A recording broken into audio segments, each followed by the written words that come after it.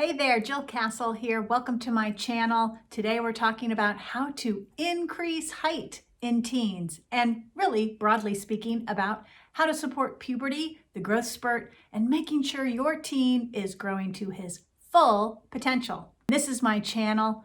Don't forget to subscribe. I release a video every single week. Let's get into it. Before we dive deep into the 7 different areas that you can focus on to increase height in teens, I want to talk about puberty and how it changes. So puberty is this broad span of time. In boys, it starts around age 12. In girls, it starts at around age 10, and it goes until about age 16 and 18 in teen girls and boys. What happens during that span of time during puberty is that the sexual organs and the body is growing immensely, and this is all due to an uptick in hormones. But the growth spurt, or that time when your body is really growing fast, particularly in height, happens for just about a 3-year period of span during that time. In boys, between 14 and 16, up to 17 years of age. In girls, around ages 12 to 14 or 15. And so that's what we're going to focus on right now. We're going to talk about 7 different areas where you can focus on to make sure your height is increasing as much as possible and your body is getting the nutrition it needs to develop normally and really take advantage of this intensified growth phase. So the first area is sleep, and I cannot sing the praises of sleep enough. I think sleep is so key, and we oftentimes don't give it as much credibility as it deserves, especially in the teen years. You know, you like to sleep in late and stay up late, but what that translates to is just a short span of actual sleep time. We know from the research that we want to see teens sleeping for about 8.5 to 9 hours a night. Think about it. If you have to be in school at 7 a.m., let's roll back the clock. That means you need to go to bed at about 10 p.m. to make sure you get that solid 9 hours of sleep. Why is sleep so important? Because the hormone called growth hormone is at its peak level while you are sleeping. So you need to be in that deep sleep for a prolonged period of time so that hormone is circulating in your body and really causing it to do what it's supposed to do, and that is grow. The second area, obviously, it's food. We want you to eat nutritious, wholesome, real food as much as possible in just the right amounts and in just the right balance. So you need to make sure you're getting your fruits and your vegetables and your whole grains and those healthy fats and those good sources of protein on board. And if you're drinking dairy products or non-dairy products, we want those on board too, because they're full of nutrients that help your body do that thing we're talking about, and that is increase height and grow. So besides those specific foods that we want you to eat in that balance of all those food groups, we want to make sure you're not eating too many sweets and treats. They're fine. They're okay to have every day, but you don't want to eat tons of them, right? You want to keep it in check. You want the balance of your diet to be mostly from those nutritious foods, like I just mentioned, that enable you to grow and develop because they're full of nutrients and protein, fat, and carbohydrate. So keep a cap on the sweets and the treats like French fries and chips. Doesn't mean you can't have them, but you want to make sure that they are a smaller part of your diet and those other good foods make up a bigger part of your diet. Let's talk about protein, because I get questions about protein all the time. You want to make sure you get a decent source of protein in your diet. That means we want to see a variety of protein from eggs and beans and meats, seeds, nuts, there's a fish, there's a whole bunch of different protein sources, and the best way to get protein is to get them from all those different types of protein.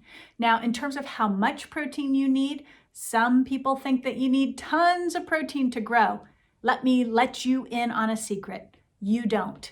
You need just enough, about 0.5 gram of protein per pound of body weight at a minimum. Now, you don't want to go crazy high in protein, because guess what happens? It just turns into fat and it gets stored on your body. So you want enough protein, but you don't want to go overboard. Again, try to rotate your protein sources, get good ones every day in your diet. Try to get a little bit of fish and a little bit of eggs and a little bit of nuts and seeds and perhaps some meat at dinner time. All of that variety is going to give your body a range of amino acids that will help it grow and develop. We know that you have to have enough protein intake in your diet in order to grow well, particularly in your height. What about calcium and vitamin D? Well, let's face it, when we're talking about growing in height, increasing your height, we are talking about the bones lengthening and getting stronger and denser. But they have to lengthen if you're going to get taller. And what kind of nutrients do your bones need?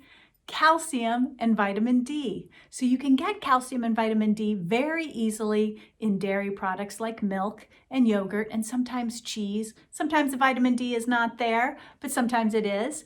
But dairy products are a great source of calcium and vitamin D. But hey, you can get calcium from other sources as well. You can get them from dark green leafy vegetables. You can get them from sesame seeds. You can get vitamin D from mushrooms and from fish. So there's a variety of foods that you can get calcium and vitamin D from.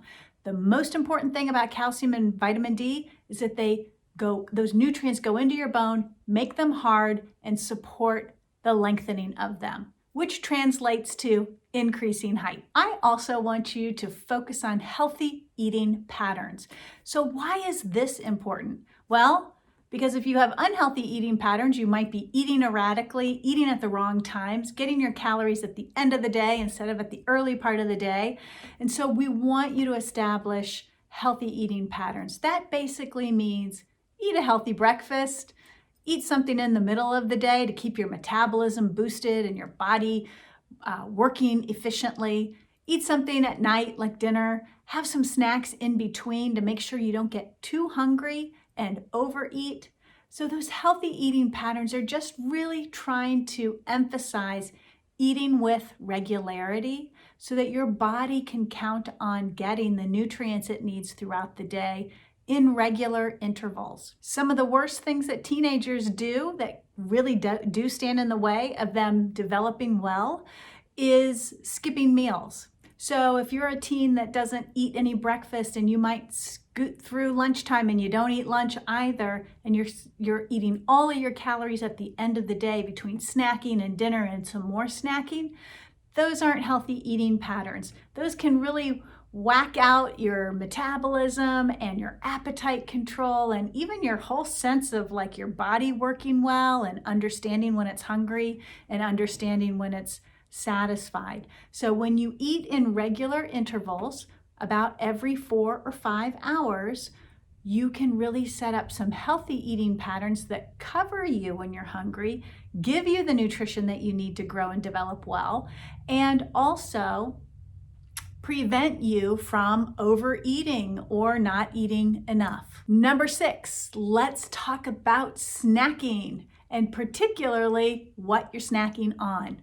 Well, I'm going to tell you as a pediatric nutritionist that I want to see you snacking on real wholesome foods. Things like nuts and granola, yogurt, cheese, crackers that are whole grain crackers, nut butters, hummus, vegetables, foods that are delicious but also nutritious. What I don't want to see you doing is just snacking on bags of chips or eating cookies and candy as your snack. It doesn't give your body any of that really nutrient-rich fuel that your body, when it's growing, is so very hungry for. So, snack on healthy foods. That doesn't mean you can never have unhealthy foods, but again, make sure that most of the time you're making nutritious snack choices that fuel your body to grow to its full potential. And last, number 7, physical activity. Now, I don't expect every teenager out there to be the next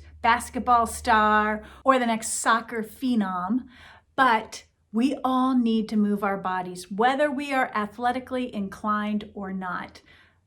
Moving your body, whether you're going for a walk around the neighborhood, whether you're jumping on a treadmill or riding a Peloton bike or just jumping on a trampoline, getting your body to move keeps the metabolism going strong. Think about your metabolism in your body as an engine. So the fuel you put into your body is food. Just like you would put gasoline into a car to keep that engine going, you put good fuel, premium fuel, into your body to keep the metabolism going.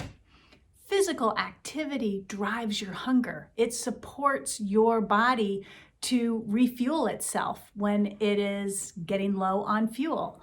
So exercise can really help you tune into your appetite, eat when you're hungry, and really keep that machine, your muscles and your metabolism going strong. So it all sort of feeds into this whole master plan of increasing height through nutrition and sleep and snacking and good food and protein and calcium and vitamin D and all those things I just talked about. So if you can nail down those 7 different areas, I am certain you will be able to grow to your full potential, whether that's increasing your height or just being as well nourished and as muscular and strong as you can possibly be. So if you're wondering how tall you're going to be one day, you can check out my free download below in the description. It's a height predictor tool. It really takes into account the genetics that you're born with from your mom and your dad, and it combines them to give you a loose prediction of about how tall you will be. So that's it, friends. Thank you so much for joining me today. Don't forget to subscribe to this channel because I do release a video every single week and I know you don't want to miss out. Tell your friends about this video if you want, and I hope to see you next week. Take care.